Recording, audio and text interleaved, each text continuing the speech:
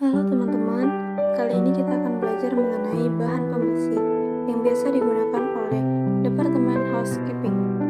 Bahan pembersih yang sering digunakan yaitu cleaning agent. Cleaning agent adalah bahan yang mengandung zat kimia atau non-kimiawi yang digunakan untuk membantu mengurangi, mengikis atau menghilangkan noda atau kotoran pada suatu objek atau benda di dalam proses pembersihan atau pemeliharaan.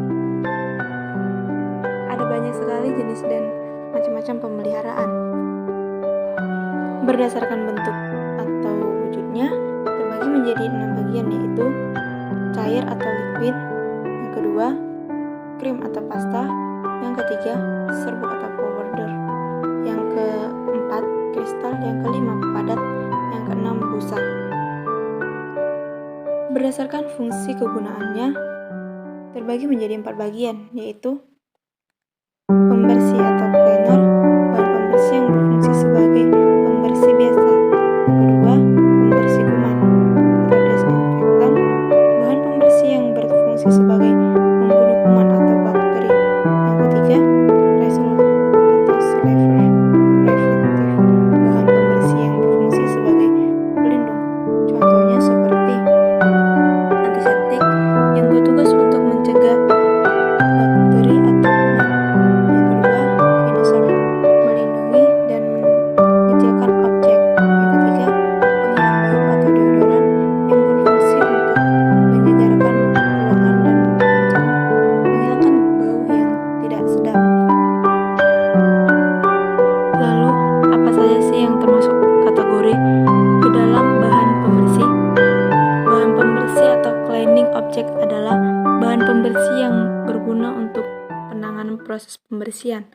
Bahan pembersih yang digunakan biasanya aman bagi lingkungan, selama digunakan sesuai dengan prosedur. Jika bahan pembersih tersebut dari bahan alami, proyek dari bahan tersebut boleh dibuang setelah diloringkan.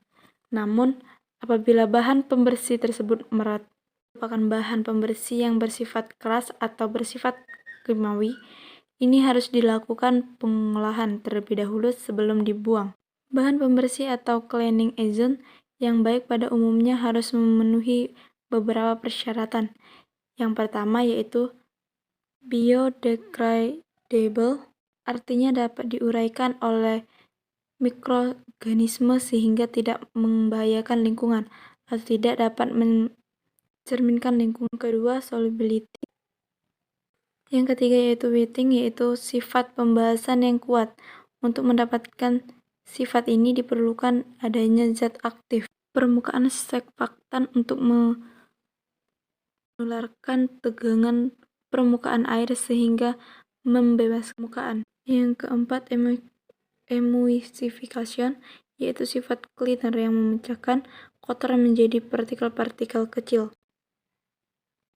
Yang termasuk dalam kategori yang pertama adalah solvent atau pelarut.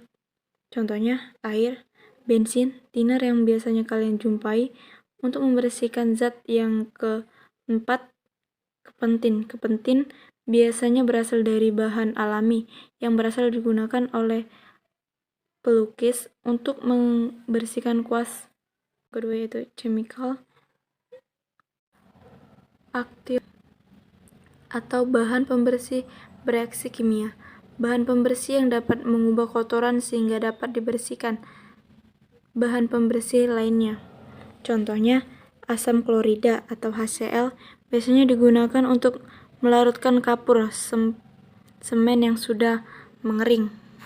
Yang kedua, caustic soda atau soda api yang biasa digunakan menghancurkan kotoran yang terus tersumbat pada seluruh pembuangan. Berikutnya adalah kaporit yang biasa digunakan untuk membantu membersihkan kompremen. Kemudian yang ketiga, deterjen. Deterjen adalah sebuah atau gabungan beberapa senyawa yang memudahkan proses pembersihan atau cleaning. Komponen penting deterjen adalah surfaktan. Fungsi surfaktan sekali lagi adalah untuk meningkatkan daya pembasahan air sehingga kotoran yang berlemak dapat dibasahi, mengendorkan dan mengangkat kotoran dari kain dan mensuspensikan kotoran yang telah terlepas. Yang pertama yaitu abrasif atau power bubuk pembersih. Bubuk ini akan bereaksi dalam kegiatan pembersih jika digosokkan pada permukaan barang yang dibersihkan. Abrasif atau power merupakan zat kimia bentuk seperti pasir yang digunakan untuk menghilangkan kotoran berat dan untuk mengoles. Abrasif atau power biasanya digunakan untuk stensil, keramik atau peralatan makan. Abrasif power kurang cocok untuk digunakan untuk permukaan yang harus seperti meamer karena dapat merusak permukaannya. Yang kedua, sabun. Sabun ada yang bersifat cair dan padat. Yang ketiga, deterjen yang biasa digunakan contohnya rinso bubuk, rinso cair, dan rinso krim atau pasta. Yang keempat, desinfektan.